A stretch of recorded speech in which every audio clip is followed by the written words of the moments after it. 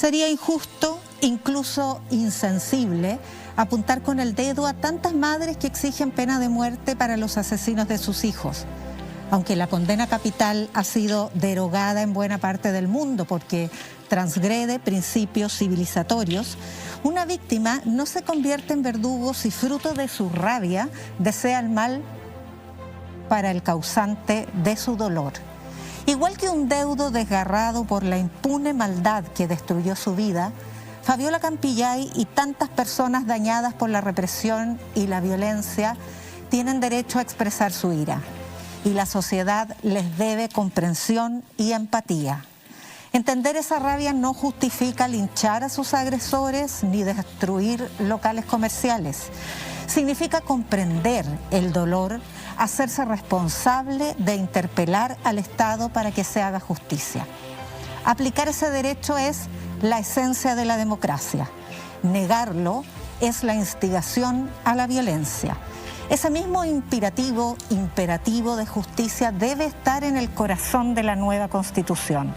Sin ella será pedregoso el camino hacia el reencuentro y se hará cuesta arriba el trabajo de los y las constituyentes. Hoy se cumplen 25 días desde que por fin pudo empezar a sesionar la convención. Sus 155 integrantes lograron converger en una directiva amplia, inclusiva, formaron 8 comisiones que ya están escribiendo las primeras líneas de la nueva historia de Chile. Han tenido que sortear provocaciones y burlas, cuyos autores parecen no entender que sus acciones de descalificación también instigan a la violencia. La reducida representación de los defensores del statu quo en el proceso constituyente ha impulsado a una parte de la derecha hacia posiciones más duras, hacia una estrategia de descrédito de la convención. Lo que ellos llaman circo constituyente no es más que la proyección de un deseo. Como no admiten la diversidad o son incapaces de comprenderla, construyen discursos para dinamitar el nuevo espacio democrático, quizá porque bombardearlo desde aviones de combate ya no es una opción. Lo que no comprenden estos supuestos patriotas es que sin nueva constitución no habrá salida a la crisis de convivencia, sin mayor equidad no habrá crecimiento y sin justicia no habrá paz. Torpedear la convención constituyente es tan infame como denegar justicia a las víctimas. Erosiona la oportunidad de sanar la rabia que engendró el abuso y la desigualdad. Si la élite hubiese salido a tiempo de su zona de confort para sanar las heridas de la inequidad, este cambio de ciclo no habría requerido un estallido social. El proceso constituyente le da a Chile una segunda oportunidad. Negarle legitimidad a ese foro democrático repite el abuso, igual que negarle justicia a Fabiola Campillay. Esta noche en Pauta Libre. Los descargos de Fabiola Campillay tras la decisión de la Corte de Apelaciones de revocar la prisión preventiva para Patricio Maturana, el carabinero que la dejó ciega. Alejandra Matus viajó hasta la región del Biobío para investigar graves denuncias de usurpación de tierras por parte de Forestal Arauco. Conversamos con la constituyente Amaya Alves, coordinadora de la Comisión de Reglamento de la Convención.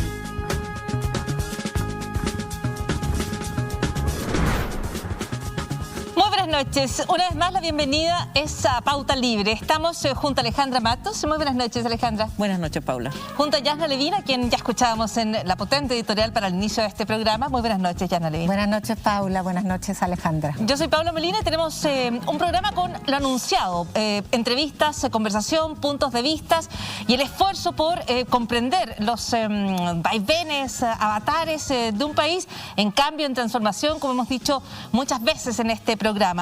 Un país, nuestro país, el país que queremos, un país que requiere más conversación, más diálogo y seguir un proceso tan delicado como el de la Convención Constitucional al tiempo que avanzan las apuestas para el proceso de elecciones presidenciales. Hay muchísimas cuestiones ocurriendo y es más importante que nunca tratar de entregarle un sentido a los distintos hechos que van marcando nuestra semana.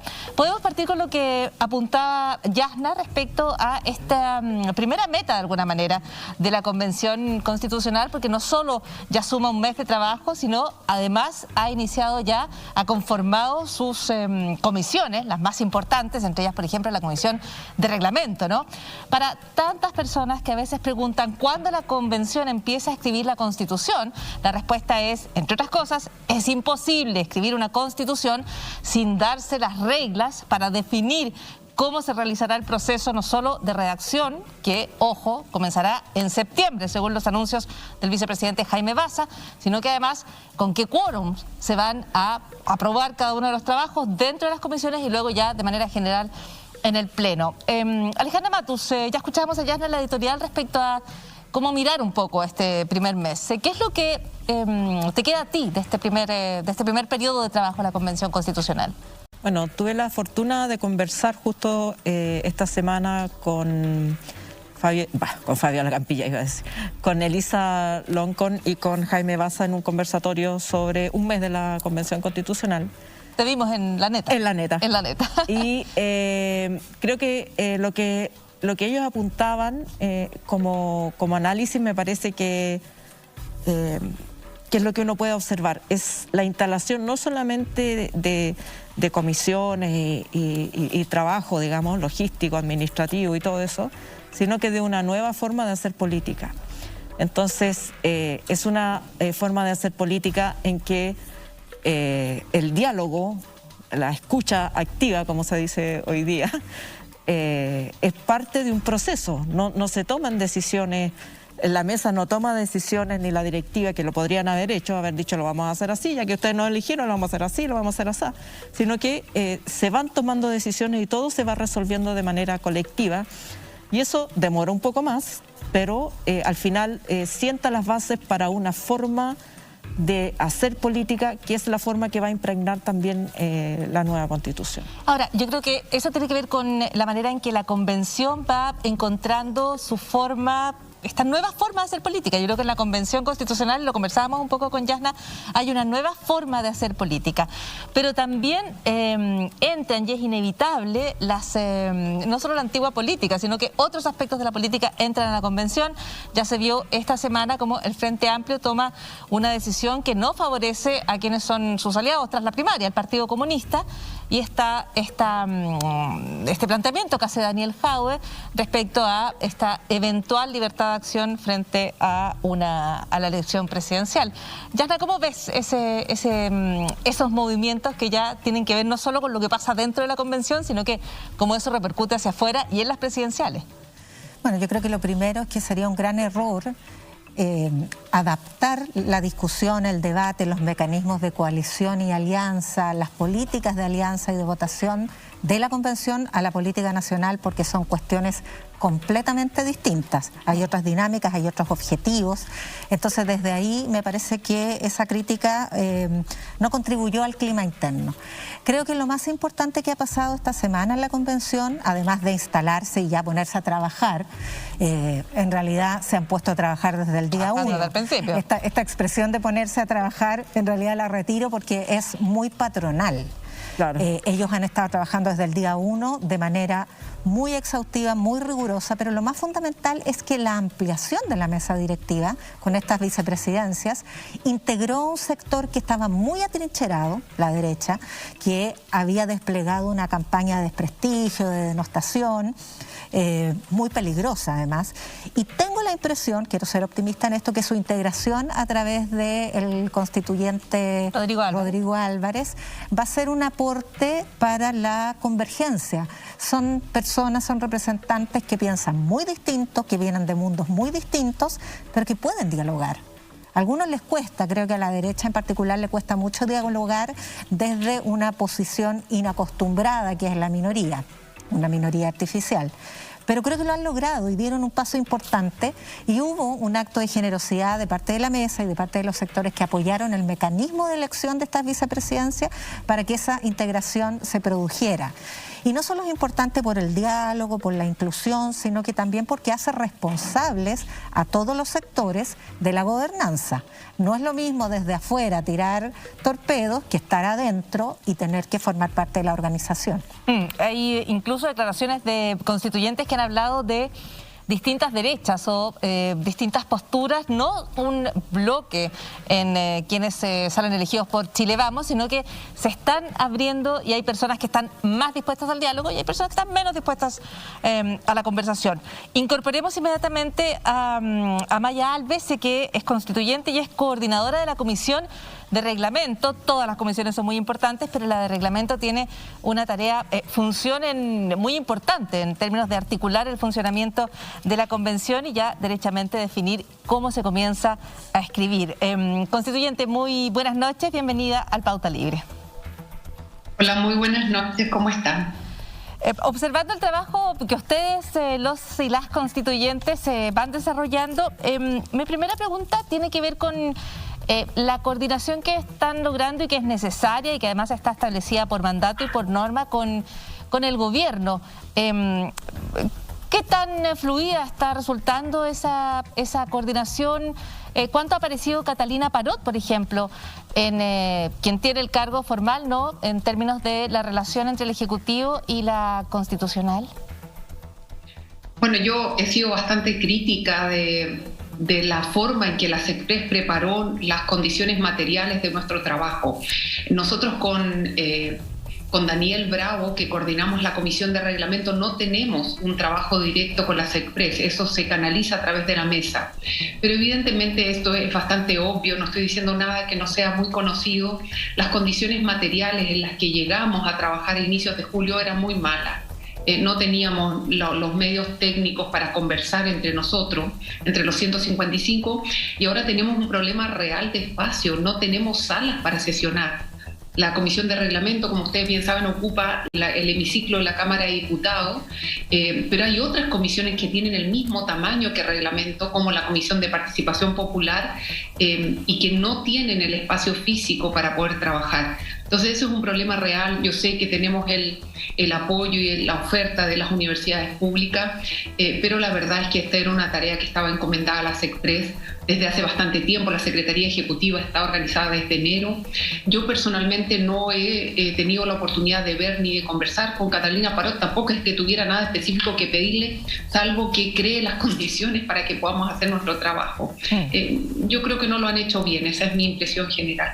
Amaya, la Comisión de Reglamento la verdad es que es la más neurálgica, porque allí se podrían disipar o aumentar grandes fantasmas que han rodeado a esta comisión, como es el respeto de la regla de los 2/3, aclarar si se trata de un poder delegado o un poder originario. En definitiva, si la convención con su reglamento se va a abocar a lo que el organismo que la creó, que es el Congreso Nacional, a través de un acuerdo, espera de ella o va a ampliar sus cometidos hacia ámbitos que algunos sectores temen, le tienen mucho miedo. Sí, la verdad es que hasta ahora lo que hemos hecho es establecer las condiciones mínimas de funcionamiento, disponer las normas para las audiencias públicas que ya estamos realizando. Tenemos más de 140 entre organizaciones y personas naturales que solicitaron ser escuchados, y a mí eso me parece un gran cambio, porque en definitiva la Comisión de Reglamento vamos a hacer un trabajo entre los y las convencionales, pero también estamos abiertos a escuchar a la ciudadanía. Y no está pensado solo en un conocimiento experto, aquí hay un apoyo y una llegada desde realmente las personas, desde las organizaciones sociales. Yo entiendo lo que indica, pero me parece que quizás adelantarse al debate. Aquí van a haber 3 subcomisiones. Una va a establecer la orgánica y funcionamiento, y ahí hay temas relevantes. A lo mejor no son tan disputados, digamos, mediáticamente, pero son neurálgicos. Por ejemplo, la pregunta de cuántas comisiones van a haber, cuáles van a ser las temáticas de esas comisiones. Hay una manera tradicional de entender que podríamos estar hablando de los capítulos de la Constitución, pero yo creo que es mucho más neurálgico e importante que eso. Vamos a preguntarnos, por ejemplo, si la perspectiva de género va a ser un elemento transversal a toda la Constitución. A lo mejor nos vamos a preguntar de qué manera van a ser realmente incluidos los pueblos originarios, no solo en un reconocimiento de su preexistencia, sino que de qué manera la cosmovisión de los pueblos respecto de la naturaleza va a impactar o no el modelo de desarrollo extractivista que tenemos hoy en Chile. Entonces me parece que esa comisión va a ser central. ¿Cuáles van a ser las comisiones temáticas definitivas? Porque las que tenemos hoy, que pueden ser un anuncio de lo que vendrá, son comisiones provisorias por 30 días. Amaya. Luego va a haber una... Perdón, solo para señalar cuáles son los 3 grandes temas. La segunda subcomisión es una subcomisión de creación de la norma constitucional, y ahí está justamente lo que indican. De qué manera va a haber mociones de normas que luego van a estar tratadas en comisión, pero que finalmente deben llegar al Pleno. Y ahí hay preguntas muy importantes. ¿Qué ocurre si una vez llegado al Pleno, esa norma en una primera instancia es rechazada? Yo he visto numerosas propuestas de reglamento. En ninguna de ellas esto es un sistema lineal de una sola oportunidad. O sea, se propone la moción, es debatida en comisión, va al Pleno, es rechazada y simplemente queda fuera de la Constitución, porque pueden haber temas centrales, forma de gobierno, forma jurídica de Estado, si se trata de un Congreso único, bicameral, o incluso derechos fundamentales, por ejemplo, los derechos sociales. Por tanto, evidentemente van a crear un procedimiento de creación de la norma constitucional que tiene que tener al menos la posibilidad de hacer indicaciones para ir en una segunda oportunidad a ser votada. Evidentemente, uno de los elementos de ese debate es el quórum de aprobación. Yo les puedo dar mi opinión, yo no sé cuál va a ser el debate dentro de la Comisión de Reglamento. Mi opinión es que el quórum está establecido en la Constitución de 1980 y es de 2/3 partes. Ahora, afortunadamente, ninguno de los grupos que está hoy día en la Convención Constitucional, y especialmente aquellos que no estaban con la transformación del régimen constitucional, tienen poder de veto. Por tanto, me parece que un problema que pudo haber sido gravísimo hoy día en los hechos, dado los resultados de la integración de la Convención Constitucional, no lo es. Ahora bien, a la pregunta si es posible modificar este quórum, por supuesto, pero el órgano que debe modificar ese quórum es el Congreso Nacional. ¿Sería posible que no estuviese ese quórum o que simplemente fuese removido? Por supuesto que sí, pero esa es una reforma constitucional que se rige por el capítulo 15 de la actual Constitución. Y es una opción, por supuesto, jurídicamente la es. Amaya. No sé si de esa manera respondo a su pregunta. Sí.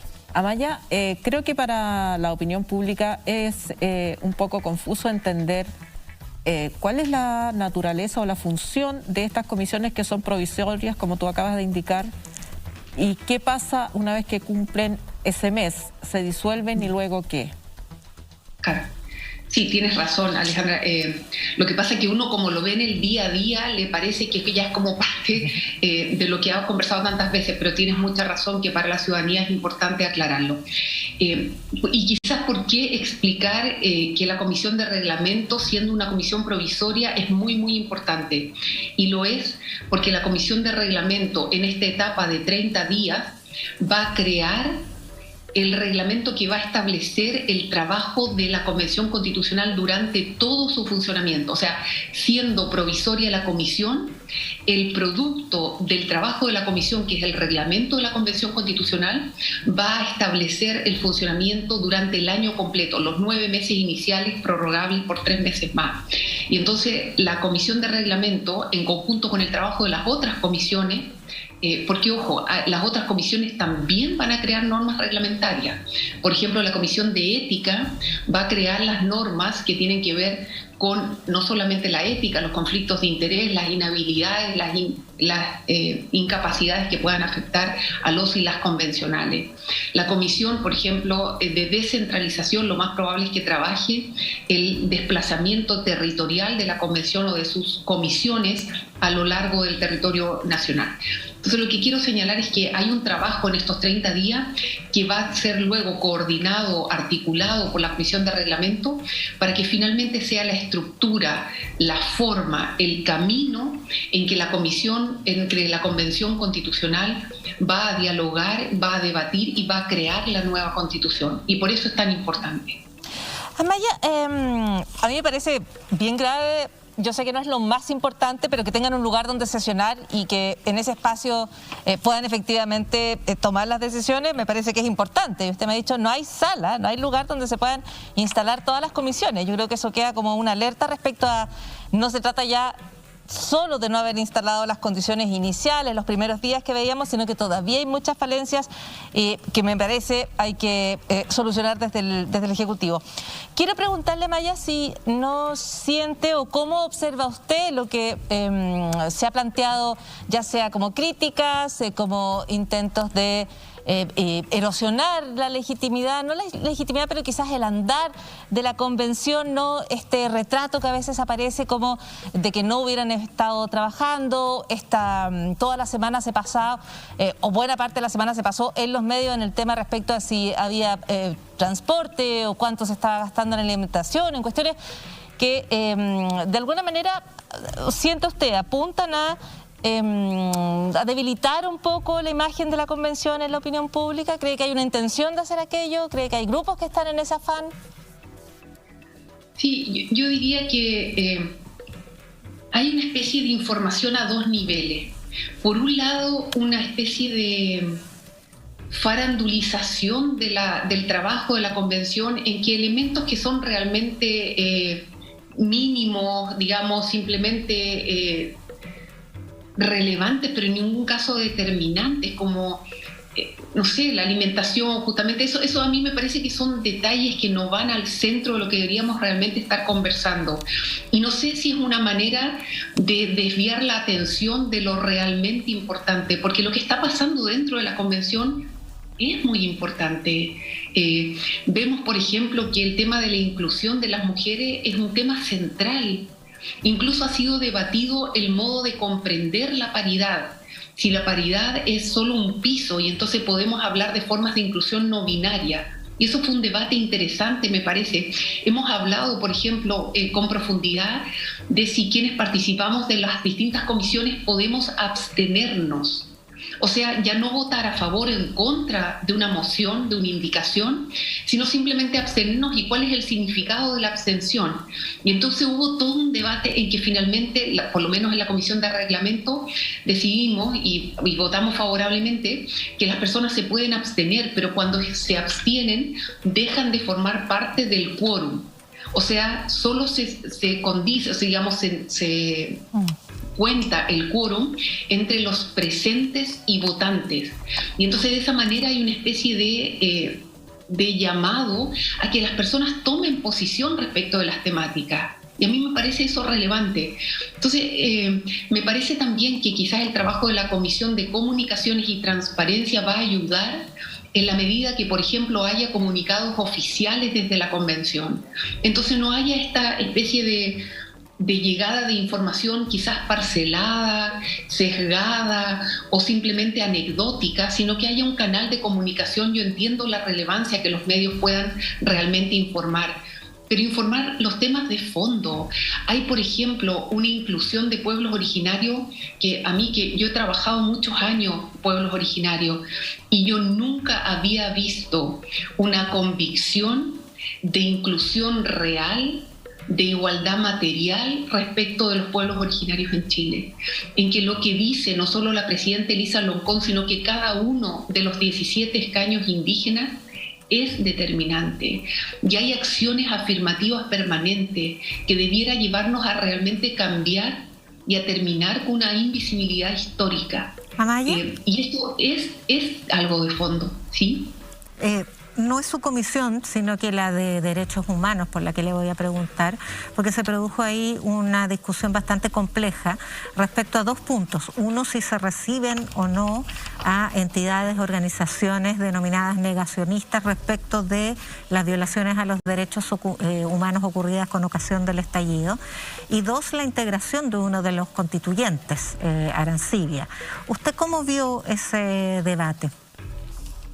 Sí, primero me pareció que la manera en que fue presentado, lo hizo una de mis compañeras, que es Giovanna Roa, me pareció que fue muy adecuado porque puso el tema, pero lo puso desde una manera de deliberación, de respeto, de preguntarse cuáles son las características o los elementos que hace que una persona como el convencional Arancibia postule, porque estas eran comisiones en que uno, en definitiva, buscaba firmas para poder integrar.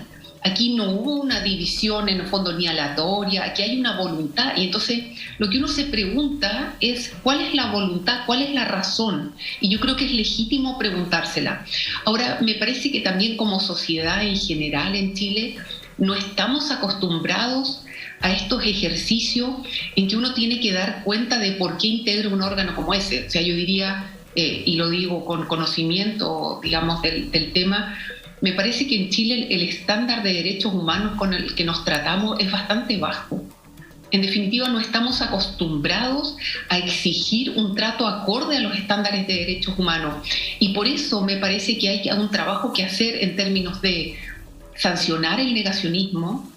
Es algo que vemos todavía en televisión abierta, en parlamentarios que están en el ejercicio del cargo. O sea, realmente como sociedad no nos hemos hecho cargo y hemos tomado acuerdo de que lo que ocurrió durante la dictadura militar es o son graves violaciones a los derechos humanos respecto de los cuales todavía no ha habido ni justicia ni reparación. Entonces, evidentemente, y eso sí es en la dictadura, con mayor razón también en el estallido, ¿sí?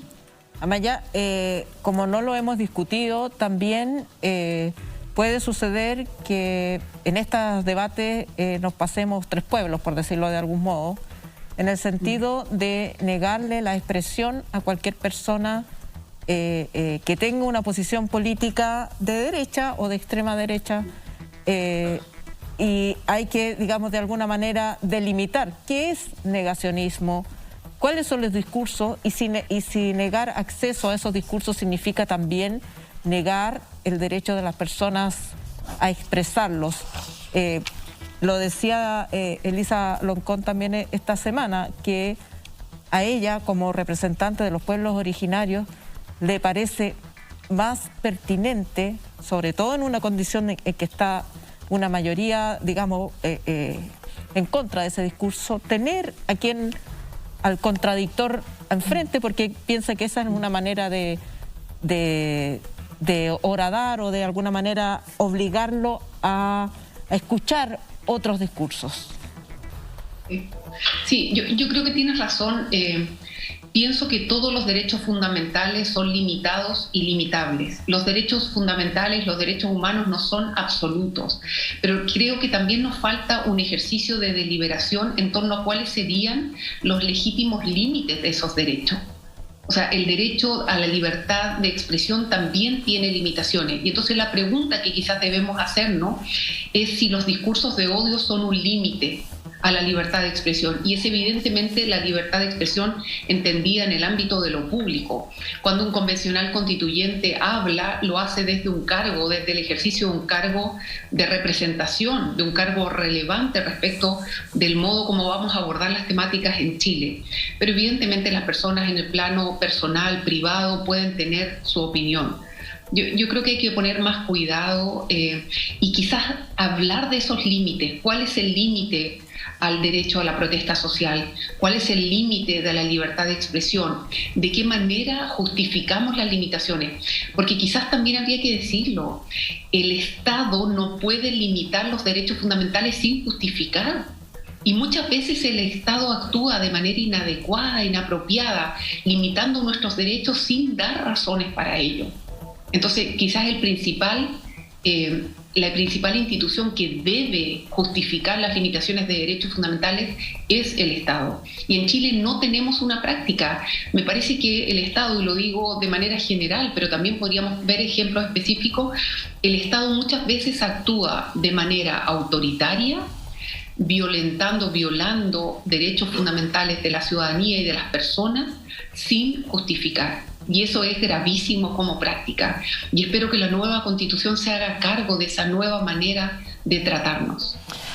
Perfecto, Amaya Alves, respecto a precisamente si consideramos admisibles ciertos límites para ciertos derechos, si yo entiendo bien, constituyente, usted lo que plantea es que tiene que existir una conversación, tenemos que hacer un debate respecto a aquello. La pregunta de Alejandra tenía que ver con de qué manera, por ejemplo, plantear una conversación respecto a la negación de violación a los derechos humanos pasa también por conversar respecto a de qué manera se garantiza, se resguarda, se protege que exista la libertad de expresión para opiniones que son disidentes, distintas, con las cuales podemos no estar de acuerdo, pero creemos en su derecho a expresión. Usted dice, ahí lo que importante es hacer un debate, transparentar un debate, y si lo entiendo bien, la convención puede ser un aporte en términos de abramos esos debates, conversamos respecto a estos temas.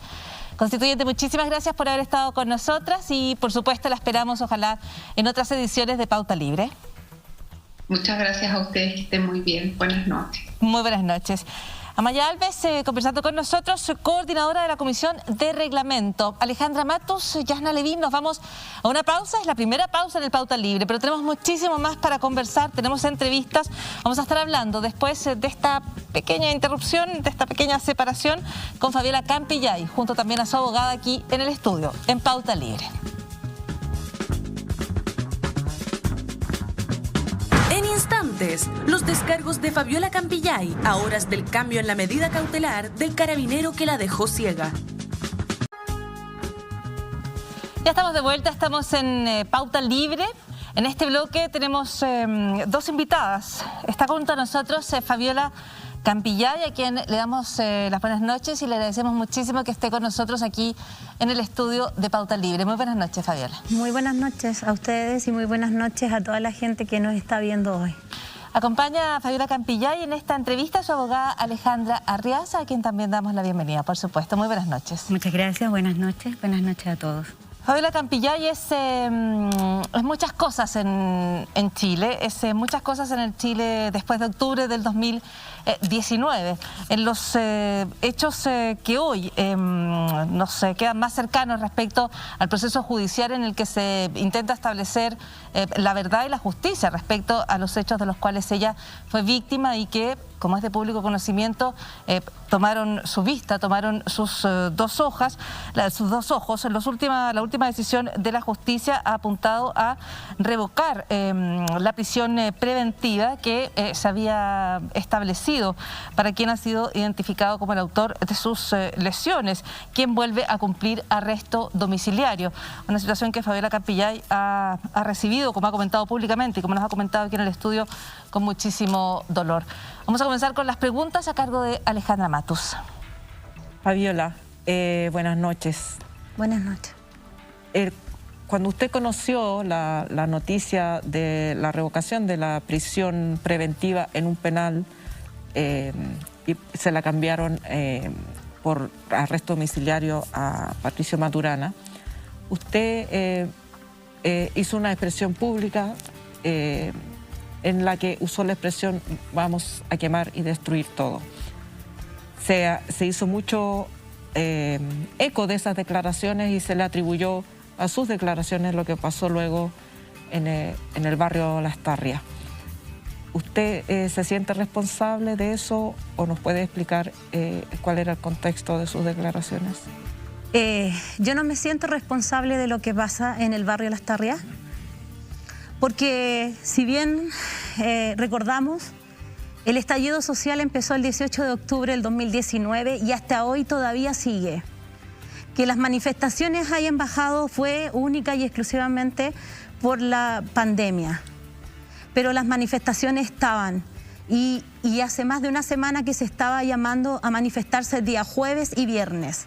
Así estaba en redes sociales.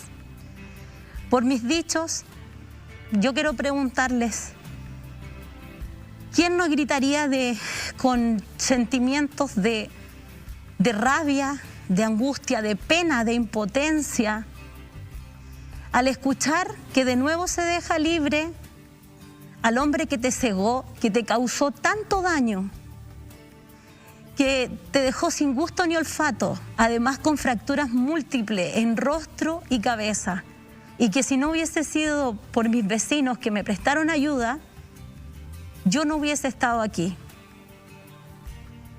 Quiero decirles que al saber eso, nosotros nos desesperamos.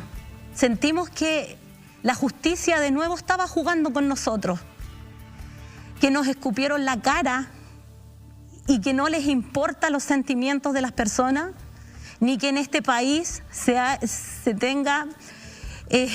hayan hecho violaciones a los derechos humanos. Eso a la justicia no le importa, al igual como pasó en dictadura. Ellos no nos defienden, no hay nadie que nos defienda, incluyendo el INDH. No hay derechos humanos para nosotros, y esos derechos son de nosotros. Los derechos humanos fueron creados para defendernos, para defender a la población civil, y claramente no están haciéndolo. A este carabinero se le deja libre de nuevo con un arresto domiciliario, el cual ni siquiera sabemos dónde está, porque hasta eso lo están protegiendo. O sea, ahora lo pusieron en un domicilio que nadie sabe. Está siendo protegido por la institución y por el Estado. Alejandra. ¿Qué más rabia podemos tener? ¿Qué más impotencia de justicia podemos tener si todos los días, no tan solo a nosotros, a todas las víctimas, a todas las personas que fueron asesinadas, se nos sigue faltando el respeto de esta manera? ¿Qué hacemos? Yo creo que la gente se pone en mi lugar. ¿Y cuántas cosas más se dirían? ¿Y cuántas cosas más gritaríamos al viento de la rabia, de la angustia, del dolor? De que las personas se pongan un día en mis zapatos, un día en mi lugar, y vivan con sus ojos cerrados, sin gusto ni olfato, que no sepan ni siquiera lo que están comiendo, y que piensen que su familia estuvo tan expuesta que mis hijas, y disculpen que se lo diga, porque quiero que realmente me entiendan, mis hijas viéndome en el suelo desangrándome con un ojito afuera. Ustedes díganme si no tendrían la rabia, la impotencia de decir muchas más cosas de las que yo dije, muchas más. La verdad, no podemos callarnos, no podemos seguir así. Y lo dije en su momento, si no tenemos justicia acá, la vamos a encontrar fuera. Él no se va a reír de nosotros. Él me dispara y sin ningún arrepentimiento, porque él jamás ha mostrado ninguna clase de arrepentimiento, nunca pidió disculpas y además oculta pruebas. ¿Qué más podemos decir? ¿Qué más podemos pensar? Alejandra, muchas personas no conocen necesariamente cómo funcionan los tribunales y qué es la prisión preventiva y por qué una u otra medida, qué importancia tienen en un proceso. ¿Nos puedes explicar? Bueno, la prisión preventiva es una medida cautelar que tiene por objeto decretarse mientras dura la investigación, antes de que exista una condena. Y los requisitos que establece nuestra legislación son muy rigurosos porque es la medida cautelar más grave. Efectivamente, es la más gravosa. Sin embargo, en el caso del crimen que se comete contra Fabiola Campillay, no podría existir otra, porque se dan a cabalidad cada uno de los requisitos que señala el artículo 140 del Código Procesal Penal. Es decir, está determinado el hecho punible, que es el delito de apremios ilegítimos con resultado de lesiones graves, gravísimas. Existen presunciones fundadas para imputarle a Patricio Maturana la responsabilidad en calidad de autor de este crimen. Y además se cumple con todos los otros requisitos, cuáles son que la pena asignada al delito es de un delito muy grave. Tiene una pena de presidio mayor en su grado medio, es decir, que va desde los 10 años a los 15 años en la eventualidad que sea condenado, pero además él ha obstruido la investigación. Como señalaba Fabiola, estos nuevos antecedentes que nos permitieron discutir nuevamente la medida cautelar tienen que ver con ese hecho puntual. Que es una de las razones por las cuales también se dicta prisión preventiva, que es evitar que el imputado intente entorpecer la investigación. Exactamente, y en este caso se hizo. Se ha demostrado que a 18 meses sí portaba una cámara que era institucional, cámara que hasta el día de hoy no ha sido puesta a disposición de la justicia ni de la investigación, ha mentido en las declaraciones y además ha influido para que los otros carabineros que formaban parte de ese piquete también sostengan la misma declaración de él. Entonces, claramente, él no ha colaborado en nada, como decía Fabiola, y por el contrario, ha destruido pruebas, ha obstruido la investigación, ha eliminado antecedentes y constituye un peligro para la sociedad solo por el hecho de estar imputado por un crimen que tiene una pena gravísima. Comparativamente, otros delitos de la misma pena, ¿qué es lo habitual? Lo habitual es que estén en prisión preventiva aquellos delitos que tienen asignada una pena de presidio mayor. O sea, hemos visto como en delitos contra la propiedad, por ejemplo, un robo, daños a la propiedad, la gente va presa, con muy baja prueba, digamos, y desde el inicio de la investigación. Sin embargo, en este caso llevamos 18 meses, la prueba es abundante, se cerró la investigación, estamos próximos a un juicio ya, por lo tanto, estimamos que mantener esta medida cautelar tan leve para este imputado pone en riesgo efectivamente el juicio porque no hay garantías de que efectivamente se vaya a cumplir la pena el día de mañana y que pueda desarrollarse el juicio en su normalidad. Fabiola, nosotros compartimos que nadie tiene derecho a juzgar sus expresiones de rabia. Así lo editorializamos en este programa cuando comenzó.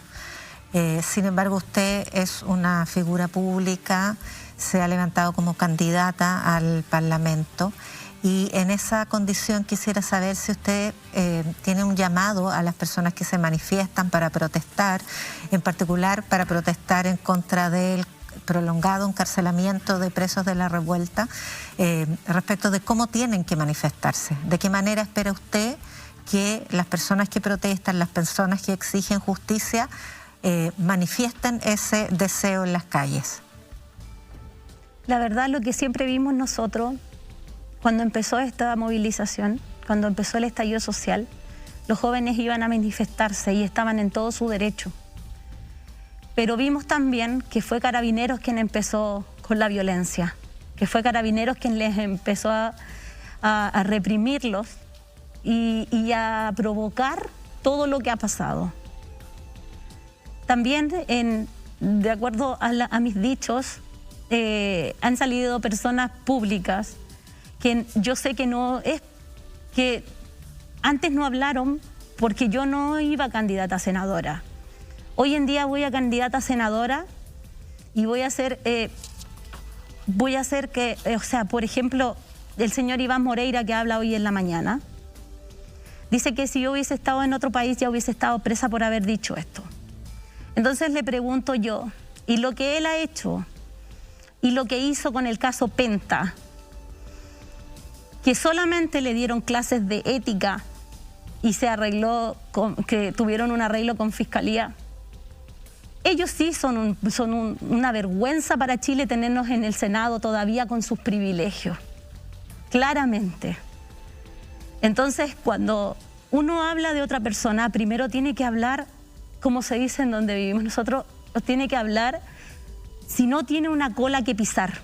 Pero claramente él tiene una cola muy grande, y no puede hablar de mí, no puede ensuciar su nombre con mis palabras, y no porque es una persona que nos ha mentido, que ha coimeado, que tiene muchas más cosas que nosotros ni siquiera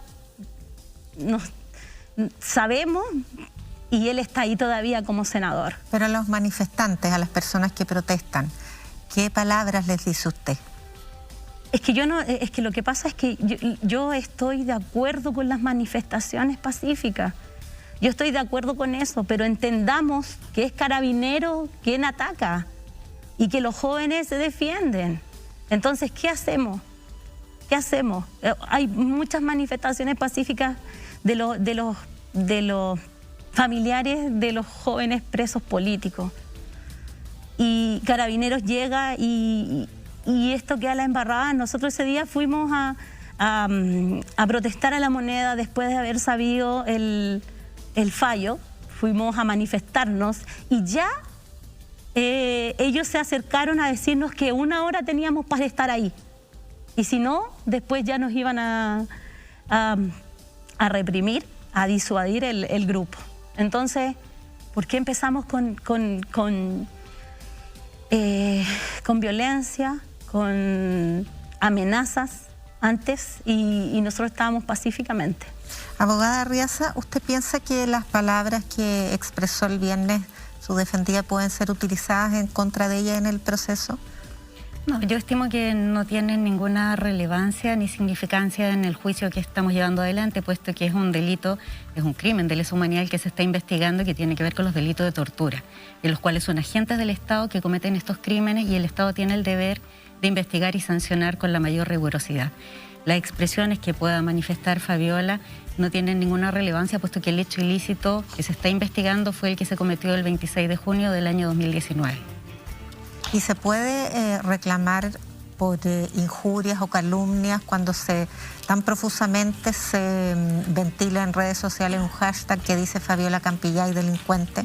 Sí, por supuesto, ese es otro hecho ilícito que afortunadamente no es muy masivo, pero sí ha dolido a la familia por cuanto se le está atribuyendo un delito por redes sociales, por lo tanto es un delito que se va a denunciar. De hecho, ella también hizo una denuncia por un delito de amenaza que sufrió ayer, ¿fue? Sí. Sí, que también fue circulado por las redes sociales, sí. Y todas esas acciones constituyen hechos ilícitos nuevos que claramente tendrán que ser investigados. Sí, yo quería mencionar la amenaza que la hizo Werner Ravelo. Dice: íbamos todos a dejarle la cagada, Fabiola Campillay delincuente, afuera de su casa. Vive relativamente cerca mío y conozco a vecinos de ella que me han contado muchas cosas de esta tipa y que cuando perdió el ojo nunca estuvo yendo al trabajo ni esperando micro. Que es el tono. ¿Cómo reciben esta que es una amenaza directa a Fabiola? El señor Werner, para empezar, es consejero nacional de Renovación Nacional.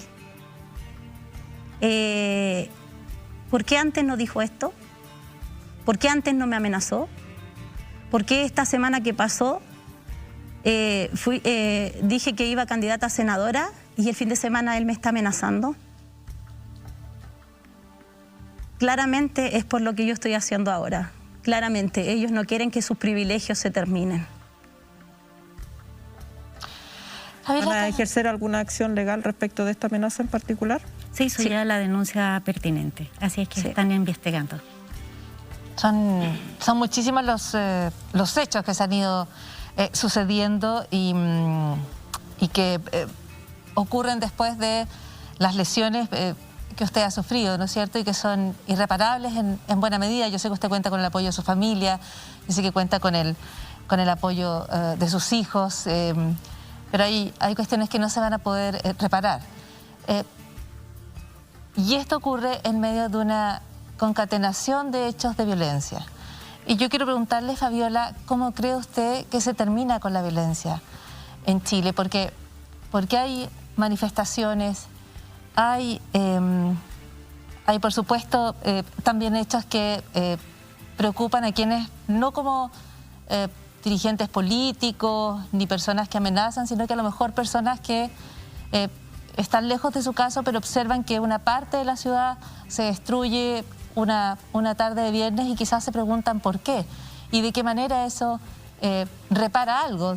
Por el contrario, lo que se ve es que seguimos destruyéndonos, seguimos generando violencias en distintos lugares de nuestra sociedad, de nuestro país. ¿Cómo se termina, en su opinión, esta cadena de violencia en Chile? Yo creo que esta cadena de violencia, como dice usted, se termina dándole soluciones a todas las demandas que los jóvenes hicieron en su momento, las cuales nuestro gobierno se ha hecho el loco. Y de esa manera yo creo que se termina todo esto.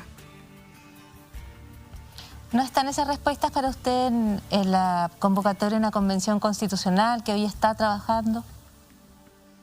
No.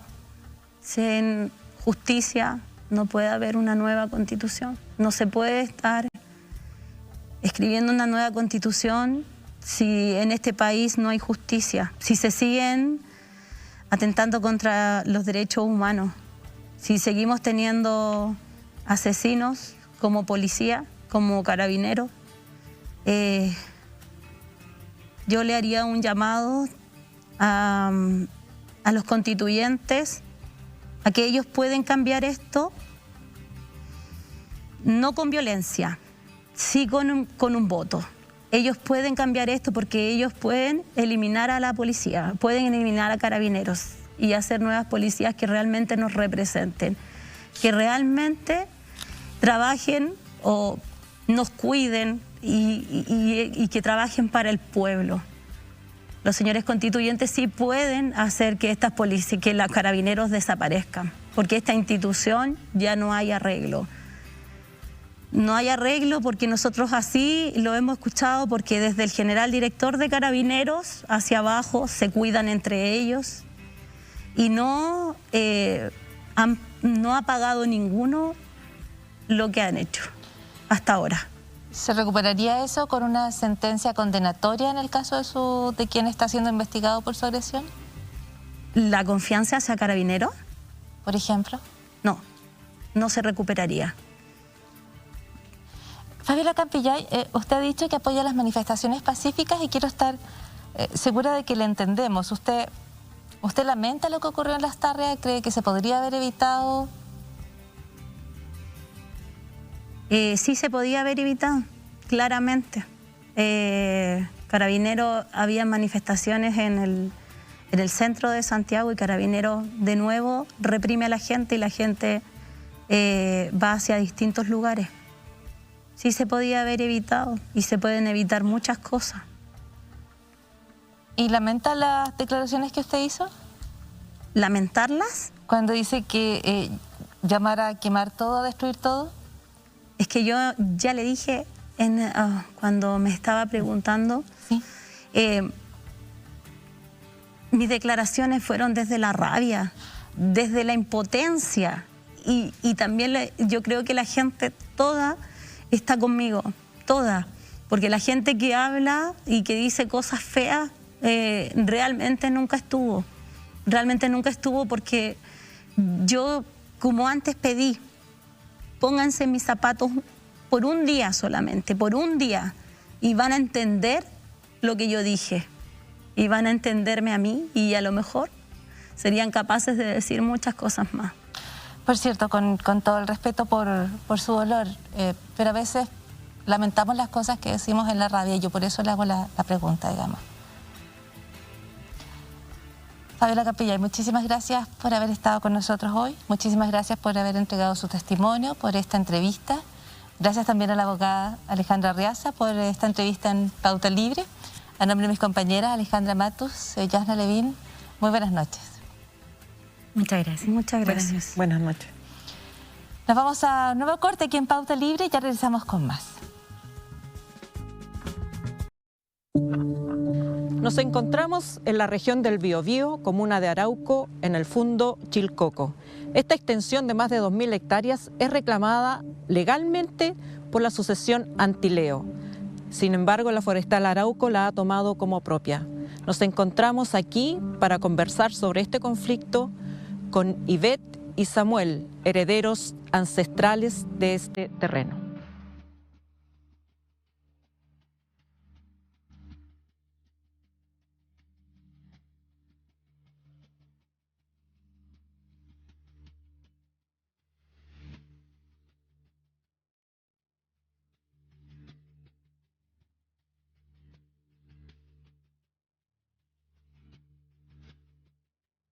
¿Qué es este terreno sobre el cual estamos parados en este minuto?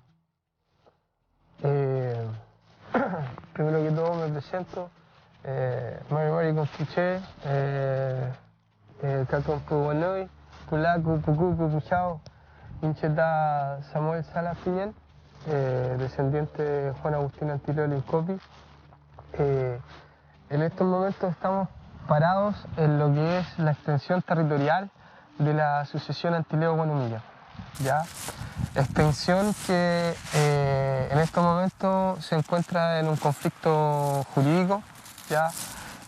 Físico, psicológico, en contra de la Forestal Arauco y contra todos aquellos que defienden su capital. Alrededor del año 2006, con la familia Antileo, que nosotros, bueno, toda la familia está recuperando el terreno, ¿ya? Nosotros tenemos títulos de dominio vigente actualizados a la fecha, actualizados a la fecha en notarías de Arauco y un sinfín de documentos legales más que nos acreditan que nosotros somos la Asociación Antileo, es la dueña del territorio Chilcoco.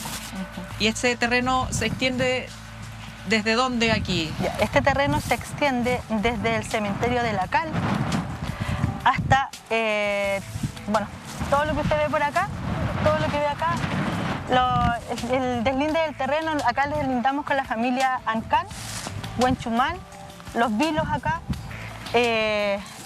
todo lo que ustedes ven acá es territorio Antileo, ¿ya?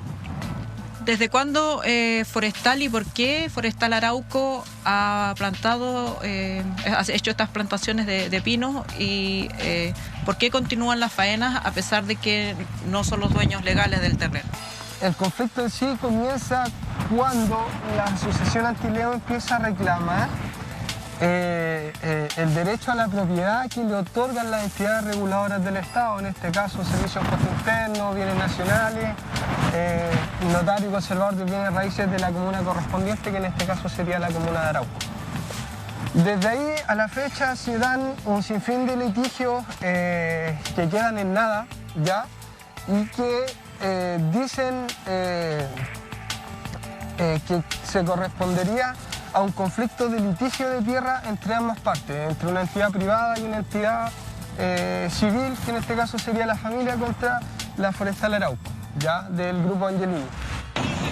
Hacen ingreso al predio sin ninguna orden, no estando los dueños del predio, que es la familia Antileo, ellos hacen caso omiso a todo y llegan y entran parados por la justicia chilena. Todo esto se da respecto a que la familia empieza a privarle a la Forestal, entre comillas, el derecho que ellos tenían de hacer usufructo del uso y el goce del territorio, ¿ya?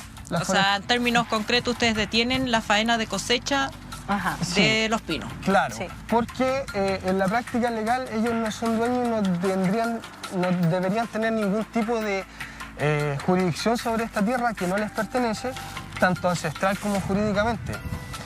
En los resquicios legales se supone que quien tenga títulos más antiguos son los títulos que deberían predominar ante un litigio civil. Y eso es lo que no se da aquí.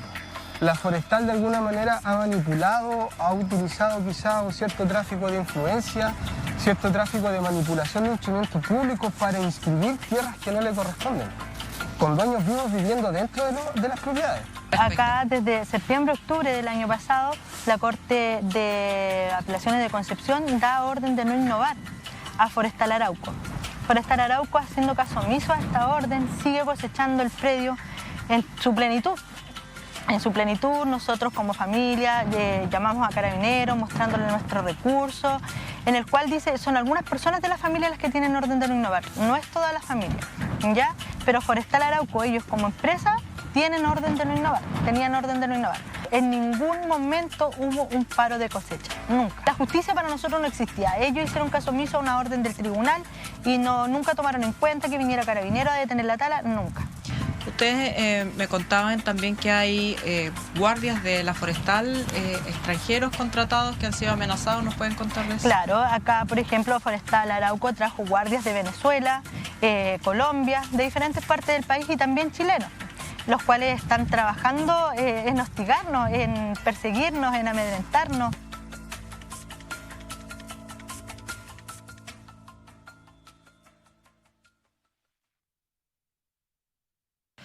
Samuel, entiendo que tú estabas viviendo aquí cuando ocurrió el incendio. Después de la detención, ¿te viniste a vivir acá con tu papá? ¿Cómo fue eso? Sí, la verdad es que nosotros con mi papá decidimos tomar tomamos la decisión de intentar hacer ocupación definitiva del predio y específicamente dentro de esta casa. Y no alcanzó a pasar una semana y quemaron la casa. Afortunadamente no había nadie durmiendo adentro esa noche y de hecho fue Ivette quien me llamó y me dijo, oye, ¿sabes qué? Pum, pum, quemaron la casa y todo el tema, tenéis que venir, y eran como las 2:30, 1 de la mañana, y yo vine porque claramente estaba... ¿Cómo te enteraste tú? Las personas de acá nos llaman por teléfono. Nosotros tenemos una excelente relación con la gente que vive en Yico. Siempre nos están informando de todo lo que está sucediendo. Nos tienen bastante cariño, empatizan mucho con nosotros. Y eso nosotros se lo agradecemos. ¿Y qué teoría tienen o tenían alguna sospecha de quién fue el autor del incendio? Nosotros creemos que fueron los guardias privados de Forestal, estos extranjeros, venezolanos, colombianos, que contratan la Forestal, que son los que básicamente ejecutan estas acciones. Tenemos nuestra teoría, nosotros creemos que fueron ellos para evitar la ocupación definitiva del predio en cuestión, y estaban totalmente equivocados. Nosotros con casa o sin casa íbamos a hacer la ocupación igual.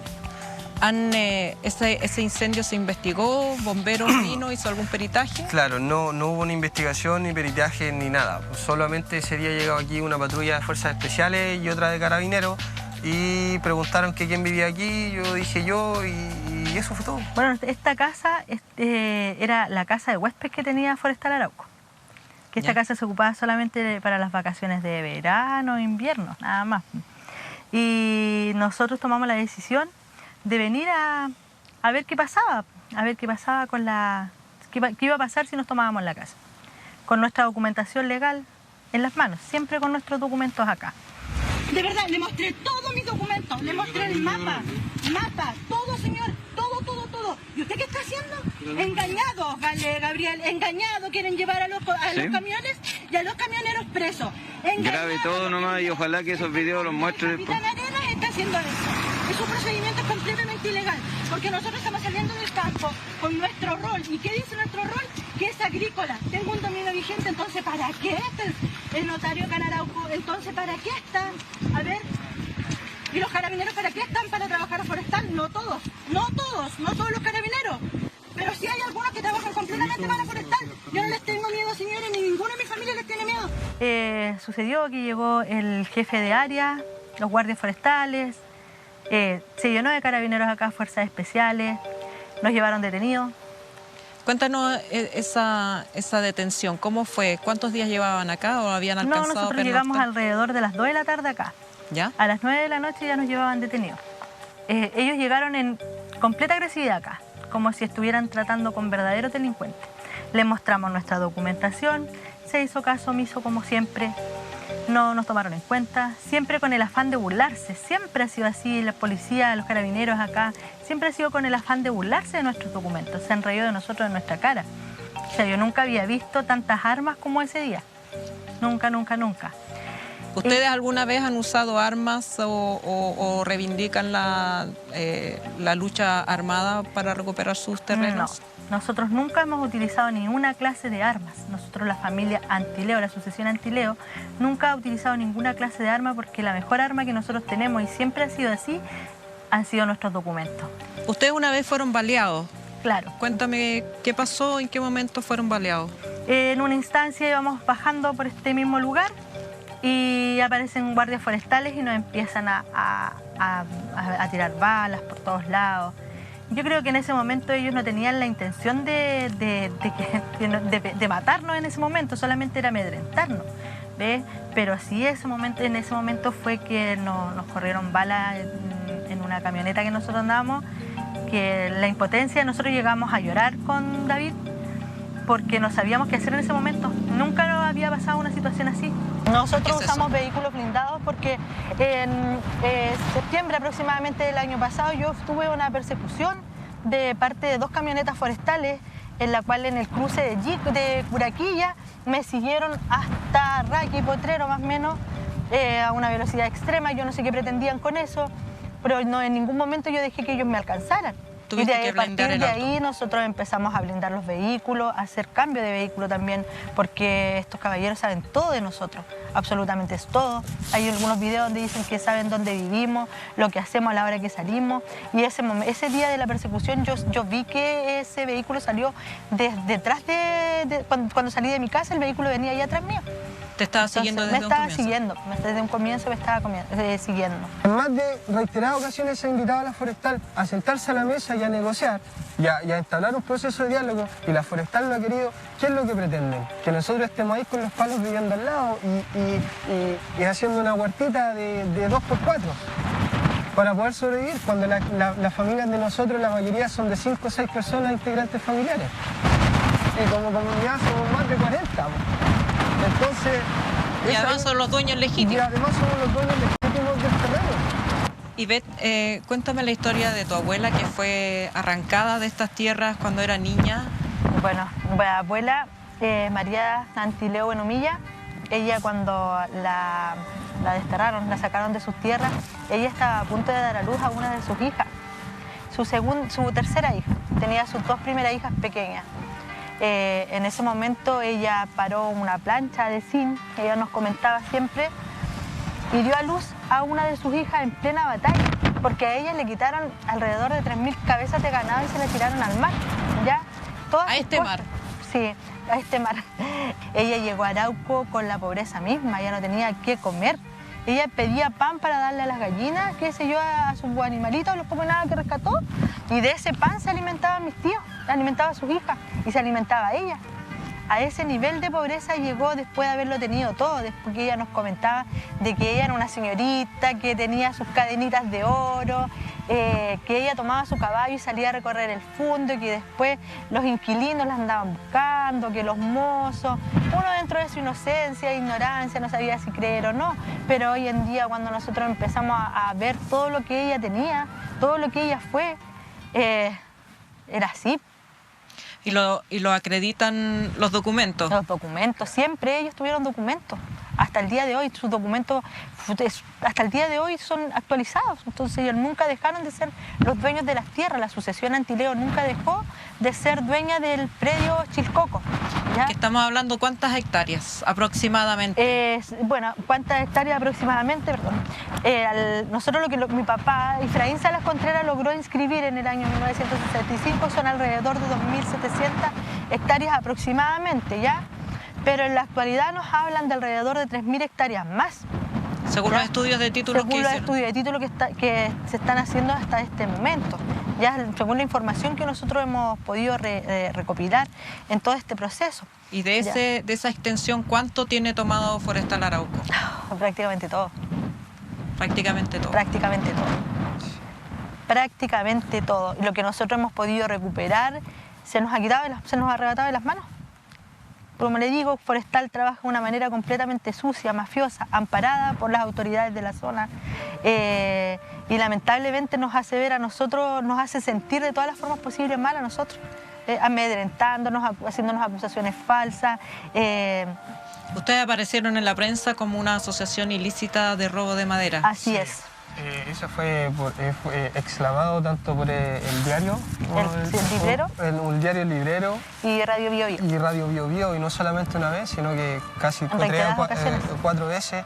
Y básicamente es por lo mismo, yo creo, para descalificarnos, para deslegitimizar la lucha legítima que se está dando. Cuando nosotros hablamos de la reivindicación territorial, al menos en el borde costero del Golfo de Arauco, nosotros hablamos de que la mayoría de las comunidades que están reclamando el territorio tienen documentos vigentes a la fecha y siempre han vivido en la zona. Entonces, ahí es donde nosotros hacemos la pregunta que deja a los grillitos sonando, que ¿cuál es la justificación de la Forestal aquí? Porque para el sur pueden intervenir diciendo que no hay documentos, y que no se apegan a la legislación chilena. Perfecto, no hay problema. ¿Cuál es el problema acá? ¿Cómo pudo hacerse dueña de tanta tierra con dueños vivos? ¿Ya? ¿Dónde están los estudios jurídicos respectivos de los abogados que adquirieron la propiedad? ¿Y dónde está el estudio jurídico respectivo del notario conservador de bienes raíces, que es el responsable de todos estos conflictos al final? Y que legalizó escritura sobre escritura Y es ahí donde uno dice, bueno, ¿cuánto le pagaron?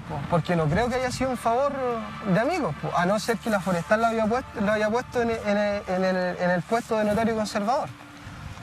Entonces, ahí es donde uno empieza a cuestionarse qué pasa con el tráfico de influencia, que está penado por la ley, qué pasa con la manipulación de instrumentos públicos, que también está penada por la ley, y qué pasa con las entidades que fiscalizan a estas entidades reguladoras. ¿Dónde están, po? Y en este caso, ustedes nunca vendieron, cedieron, arrendaron. En este caso nunca se vendió, se cedió, se arrendó, ni se cambió por una copa de vino, como dicen. No hay ni un papel legal que acredite que nuestros antepasados vendieron este terreno. Claro, Juan Agustín Antileo Lincopi jamás cedió bajo ninguna circunstancia lo que a él le correspondía en tierra. Aquí no corre el derecho de propiedad. Aquí no corre el derecho de propiedad. El derecho de propiedad solamente corre para el área forestal del Grupo Angelini. Y eso es un problema enorme, porque ahí sí o sí uno puede empezar a cuestionarse la legitimidad de los juzgados de justicia. ¿Qué sucede? Yo creo que acá se hace lo que Forestal Arauco dice. Lamentablemente es así. Acá nosotros no tenemos justicia, ante nada. Se hace lo que Forestal Arauco dice. Acá se trabaja de acuerdo a las leyes forestales. La Forestal Arauco era un aserradero que cobró fuerza bajo el gobierno de Augusto Pinochet y con la creación de la CONAFU, bajo la dirección de Ponce Lerú, que era el yerno de Augusto Pinochet. Queremos trabajar en nuestra tierra, queremos formar nuestro hogar, queremos trabajar en nuestro campo, queremos vivir de él, pero no hemos podido. Porque quizás en este momento está todo tranquilo, pero aparecemos nosotros y de un momento a otro empiezan disparos, o llega carabineros y no nos dejan, no nos han dejado, hemos sido amedrentados de todas las formas posibles. La criminalización de la demanda por el territorio es la única justificación de la forestal para poder acudir a la fuerza pública. Claro. Porque de otra manera no podrían. Entonces criminalizar, con la criminalización también ellos cubren todo el tráfico de influencia y toda la manipulación de instrumentos públicos que han hecho mediante las influencias políticas que tienen. Porque hay que recordar y hay que ser enfático que aquí en Chile domina las clases que son las inversionistas del área pesquera, del área minera, del área de electricidad, que está representada básicamente en hidroeléctrica, en minería, en pesquera y en este caso en la provincia de Arauco una de las áreas más fuertes de la economía, que es el área forestal. Estamos aquí y comenzamos aquí y aquí probablemente vamos a morir.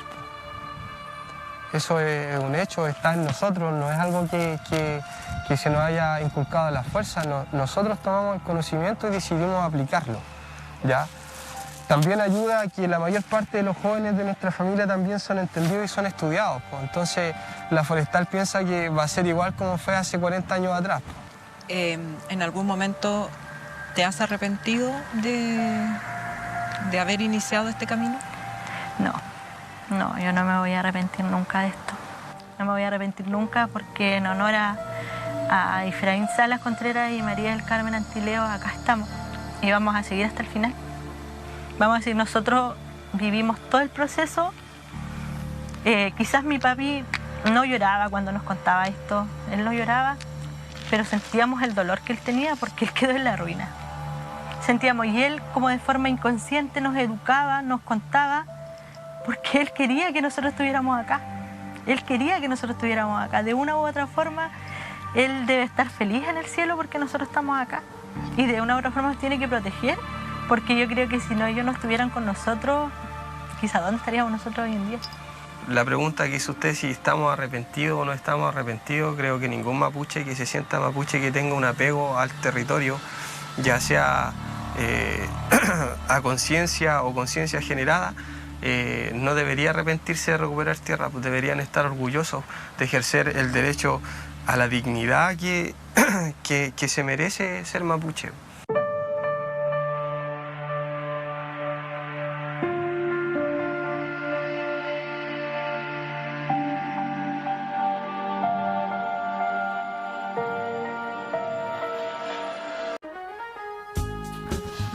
Estamos de vuelta y seguimos en el Pauta Libre. Veíamos el reportaje elaborado por Alejandra Matus. Vamos a seguir hablando precisamente de estas denuncias, vamos a hablar de los descargos que se presentan también desde la forestal, pero vamos a conversar sobre el origen de este mal llamado, como dice en el libro, conflicto mapuche, cómo se realiza este proceso de traspaso de tierras, y lo vamos a conversar con Martín Correa, que es historiador, que es autor de distintas publicaciones. La más reciente es esta, la historia del despojo, el origen de la propiedad particular en el territorio mapuche, una investigación que fue distinguida el año 2017 como inédita y que ahora ya está disponible en librerías. Martín Correa, bienvenido a Pauta Libre. Muchas gracias. Muchas gracias a las tres. Muchísimas gracias por estar con nosotros. La verdad es que cuando uno observa el libro, lo que encuentra allí son no solo tu análisis, tu resumen de cómo se van realizando estos procesos, primero de ocupación, ¿no es cierto? Y después de despojo, de transferencia de tierras de maneras irregulares. Y tú además detalles esto con documentos, con declaraciones de los protagonistas de toda esta situación. Hay un aspecto que a mí me llama mucho la atención que tú destacas en el libro, que son las declaraciones del propio Cornelio Saavedra, quien sabemos a cargo de este proceso de ocupación en la Araucanía, llamado muchas veces de pacificación, aunque tú mismo precisas, ese es un término que nunca se ocupa en las propias campañas, pero el propio Cornelio Saavedra asume y escribe y deja por escrito que los contratos a través de los cuales estas tierras salen de la propiedad mapuche es a través de contratos que son simulados. Si tú encuentras un documento donde el propio Cornelio Saavedra reconoce esta situación. Bueno, eso es la sola memoria de Cornelio Saavedra 1870, que él dice lo que tú señalas, que él se ha dado cuenta que los contratos son simulados, que bastase que cualquiera persona que vistiese el chamal y hablar el indio era llevado al conservador y transfería una cantidad de hectáreas inconmensurable, 20.000, 30.000, sin ni siquiera ser del territorio. Eso lo dice Cornelio Saavedra, o sea... de parte. Claro, no estamos hablando de un personaje, claro, a favor de la causa mapuche, se podría decir. Entonces, cuando uno ve que ahí está el origen de la propiedad territorial, de la propiedad latifundista y en el caso de Arauco, la propiedad forestal, que está comprobado además con diversos documentos, bien lo decías tú, con un estudio de títulos, memorias del Conservador de Bienes Raíces, memorias del Ministerio de Guerra, del Ministerio de Tierra y Colonización, y si a esto le suma, y Conservador de Bienes Raíces, y si a esto le suma además la tradición oral, los relatos del despojo que también están en el libro, y que son tremendamente coincidentes, de alguna manera se desvela y se revela el origen fraudulento y engañoso de la propiedad. Martín, tú dices que en ningún caso hay aquí una voluntad informada de parte de quienes son los dueños, las dueñas de estas tierras, por transferir sus derechos territoriales. Claro, sucede lo siguiente, que por ejemplo el caso mismo de Arauco, vamos al caso de Arauco, que es distinto a Malleco, Cautín, pero el caso de Arauco se parece bastante al del Alto Biobío, al de la zona San Juan de la Costa, la zona de Valdivia y la zona de Chiloé.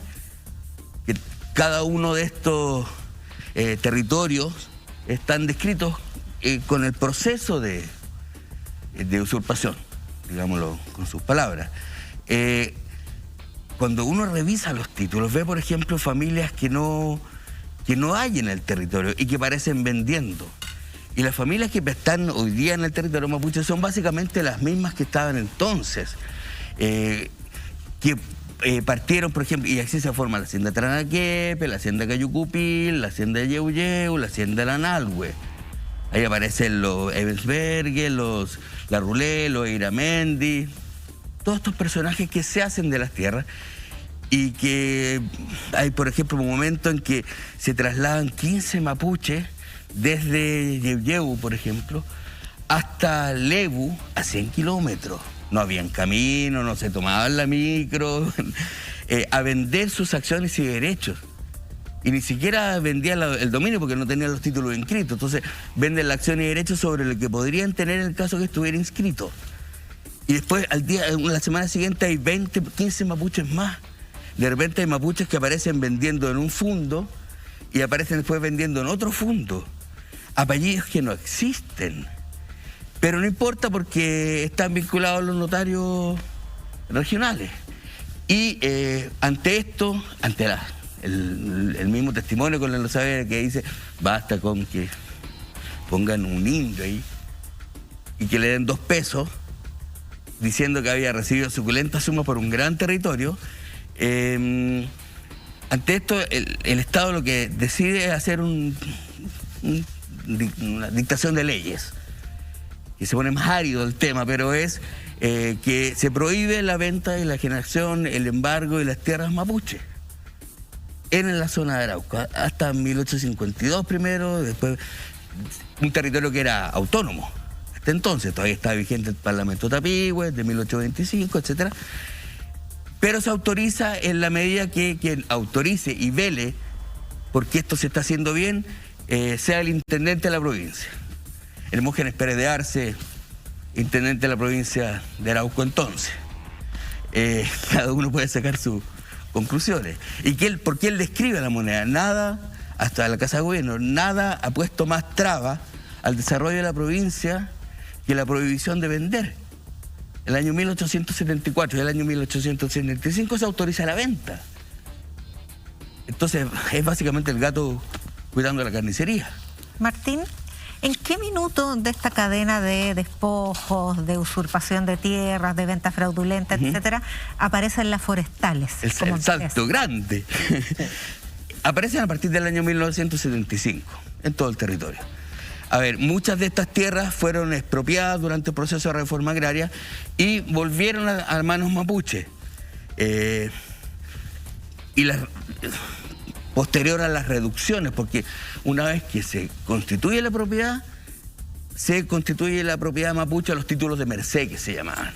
Y la merced es un regalo en el español antiguo, no es el reconocimiento de la posesión con ánimo señor y dueño como es el dominio. Yeah. Pero también son reducciones, porque la tierra es chica, o son reservas, porque es lo que el Estado le reserva a la familia mapuche después de entregarlo todo a los colonos. Así fue. Pasan muchos años, viene el proceso, se pierden 100.000, y se les reconoce 500.000 de 10 millones de hectáreas, 5% del territorio antiguo, y las peores tierras. En el caso de Arauco, hacia los arenales, hacia la playa y los terrenos llanos, quedan en las grandes haciendas. Se pierden 100.000 hectáreas más entre 1924 y 1971, viene el proceso de reforma agraria, se recuperan fondos. Y ahí hay convenio entre la CORA, la Corporación de Reforma Agraria para las nuevas generaciones, el Instituto de Desarrollo Indígena y la CONAF. Y se plantan pino y eucalipto, pero se plantan para las familias, para sobrevivir, para tener leña. Viene el golpe de Estado y rápidamente las tierras retornan o a sus dueños o se quedan en manos de la CORA, que no alcanzó a transferir. Y la CORA era, la Corporación de Reforma Agraria, una institución dependiente de la CONAF y a la vez, por tanto, de Corfo. Y quien estaba en Corfo era, como lo decía bien ahí el reportaje, era Julio Ponce Lerú. Y el Estado chileno remata a precio de huevo las tierras que fueron antiguamente mapuche y vuelven hoy día a los particulares o a las empresas forestales. En ese momento, el año 75, 76, 77... El año 78 se dicta el decreto ley 701. Eso te iba a preguntar, porque el decreto ley 701 tiene mucha importancia porque en el fondo creó un subsidio para las forestales, que significa que de cada 100 pesos que invierten, 75 se los subvenciona al Estado, ¿no? Claro, se bonifica el 75% de la plantación, no tributan y son tierras inexpropiables. Un negocio redondo. Martín, como historiador... y afecta la calidad de vida de las familias notablemente. Se secan las aguas, claro. Las napas subterráneas, y esto hoy día lo vemos en la vida cotidiana. En el viaje que hicimos con el equipo de producción de la red, no hay ningún espacio que uno pueda identificar de bosque nativo ya. Hay solo plantaciones forestales, solo pinos y eucaliptus por todos lados.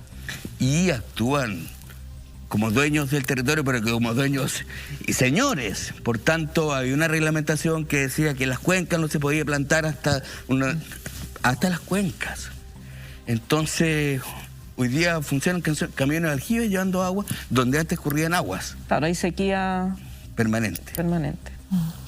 Martín, mi pregunta tenía que ver con, tú vas a buscar la historia, tu disciplina es la historia, sí. Tú vas a buscar hacia el pasado, el registro de estos documentos, lo que ha ocurrido. ¿Por qué es importante conocer esta historia en el presente? ¿Y cuánto de los documentos, del material que está en tu libro es necesario, imprescindible quizás, para poder entender y abordar mejor los reclamos territoriales hoy? Claro, el otro día me preguntaban en otra presentación hasta cuál es la extensión temporal del libro. Y claro, el libro es desde 1870 más o menos, desde la ocupación militar de la Araucanía, Sangre y Fuego, nunca pacificación, hasta 1920, cuando los particulares se hacen dueños del territorio, se cierra el territorio, se constituye la propiedad particular y los mapuches quedan reducidos. Pero el alcance temporal de esta constitución de la propiedad hasta el día de hoy. Hoy día la demanda de gran parte de las tierras y organizaciones mapuches son las tierras antiguas. Y no estamos hablando de antes que llegara Colón. O sea, Violeta Parra lo decía. Arauco tiene una pena, Negra su chamal, ya no son los españoles los que le quitan, los que los hacen ya. Hoy son los propios chilenos los que le quitan su pan. Levántate, buen chuyán. Ahí se constituye la propiedad y hoy día la demanda que se plantea es, nosotros nunca vendimos, lo decía también el reportaje. Entonces creo que el trabajo importante aquí es ir hacia atrás, a cómo se constituye esta propiedad. Porque ahí está el origen de la demanda. Y estamos hablando de una demanda de recién hace 120 años. O sea, son 3 generaciones de abuelos. Y la tradición oral mapuche se reparte, se transmite de abuelo a nieto. O sea, lo que le pasó a mi abuelo le pasó a su abuelo y al abuelo de su abuelo. Ayer para un pueblo con memoria. Está vigente. Y están las demandas. Y siempre ha estado las demandas. El problema es que el Estado chileno nunca ha reconocido esta demanda. Claro, tú lo apuntas en el libro, aquí nunca se claudica, aquí nunca se rinde, aquí puede haber un traspaso fraudulento, aquí pueden haber personas a las cuales se hace simular traspasos, pero la demanda está siempre y nos cruza desde inicios del siglo XIX, digamos, que es cuando tú apuntas, se comienza este proceso que además pasa, hay que decirlo, por persecución, también tiene una mano militar, ¿no es cierto? Hay una mano que tiene que ver con lo que se hace a través de las escrituras, pero hay una mano que es militar.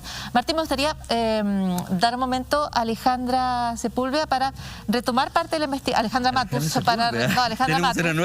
Alejandra Matus, y revisar los descargos, además, respecto a tu reportaje.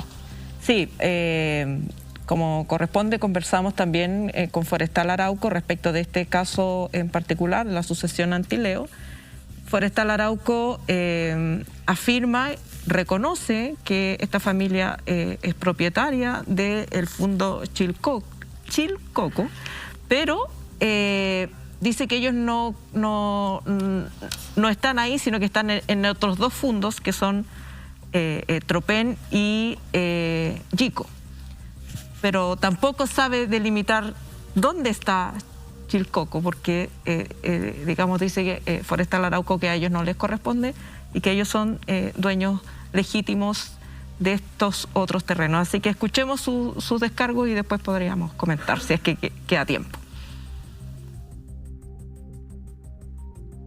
La primera pregunta es, ¿cuál es su posición respecto de la propiedad de esos terrenos? O sea, mira, más que la propiedad, yo creo que aquí se confunden algunas cosas que tienen que ver con que hay 3 fondos: el predio Yico, el predio Chilcoco y el predio Tropén, SG. Y resulta que la asociación Salada Antileo posee un derecho y acciones sobre un predio denominado Chilcoco, que es distinto de los predios Yico y Tropén SG. Ese predio está denominado en cuadras, que era la forma en que se identificaba antiguamente, pero corresponden a 600 hectáreas básicamente, derechos de acciones sobre 600 hectáreas que uno al menos no ha podido identificar en qué lugar preciso se encuentran. Bueno, ellos tienen documentación y estudios de título que hablan de un terreno de 2.000 hectáreas y tienen dominio vigente. No parece ser que sean solo acciones, parece que tienen dominio sobre el territorio y está inscrito en el conservador de bienes raíces. Según su versión, hay doble inscripción sobre los mismos terrenos y que, digamos, lo que ellos alegan es que son ustedes los que no tienen un terreno predefinido ni títulos que acrediten el dominio de Forestal Arauco sobre ese predio. Lo que pasa es que nosotros poseemos dominio sobre Yico y sobre Tropén SG. Y las acciones que ellos están desarrollando se realizan sobre esos predios que son de propiedad de Arauco. ¿Y ustedes a quién se la compraron? Nosotros, el predio Yico, lo compramos en el año 2002 a la Universidad de Concepción, quien lo recibió en donación, si no me equivoco, el año 67, de don Felidor Gaete. Don Felidor Gaete fue quien tomó posesión, según ellos, de manera irregular de esos terrenos, porque esos terrenos ellos nunca ni se los vendieron, ni cedieron, ni arrendaron, ni a Felidor Gaete, ni a la Universidad de Concepción. O sea, es algo que ignoro. Nosotros entendemos que hay una cadena registral que nosotros revisamos, compramos en el año 2002, Arauco no lo compró, no sé, en los años 40, 50, bueno, Arauco no existía, pero no viene de tan antiguo, sino que el año que te mencioné, se lo compramos a la Universidad de Concepción. Y venía plantado y nosotros también hemos plantado. Y la Universidad de Concepción lo recibió en donación de esta persona que te menciono en el año 67. ¿Y ustedes tienen registro de esa donación? Debe estar en la cadena registral del conservador de bienes raíces. Yo no la he visto en persona, pero está todo registrado y ordenado. Nosotros no compramos predios en el fondo, sino tienen la cadena registral impoluta para prever este tipo de inconveniente.